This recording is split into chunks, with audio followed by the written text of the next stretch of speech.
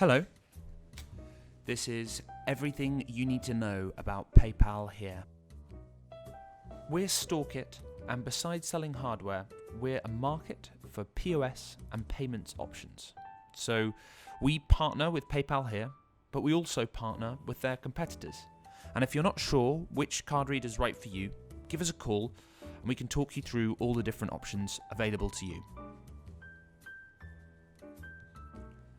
There's two things to say about PayPal here's payments. The first is that they're pay-as-you-go, and the second is that they're 2.75%.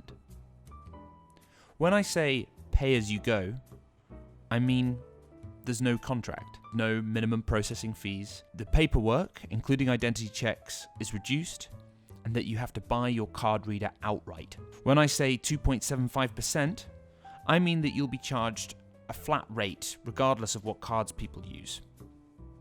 But that's their starting rate. PayPal here has tiered pricing where the percentage drops the more you process.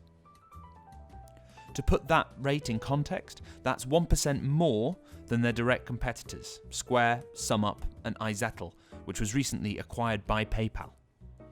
These competitors also offer lower fees at higher volumes. They just don't advertise it. If you're not sure which one would be cheapest, call us, but we'd generally think of PayPal here as being a tad more expensive. We think of PayPal here as having very basic software. It does what it does well, but it doesn't do very much. If you're looking for the software to do things besides queue items on a till, you'll find it a bit limited.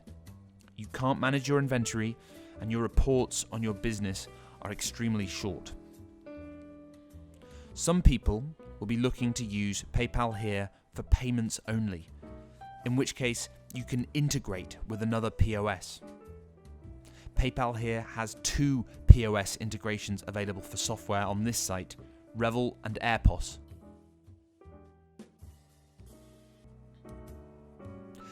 Here's some notes on PayPal from a hardware perspective. First, PayPal here is an iOS and Android app, no Windows. The app can be downloaded to a phone or a tablet, and their back office can be accessed from any device that can access the internet. PayPal's card reader doesn't include a receipt printer, so you may need to buy one separately. Printers are specific to iOS or Android, so make sure you buy the right one for your tablet. And you can choose between Bluetooth or Ethernet.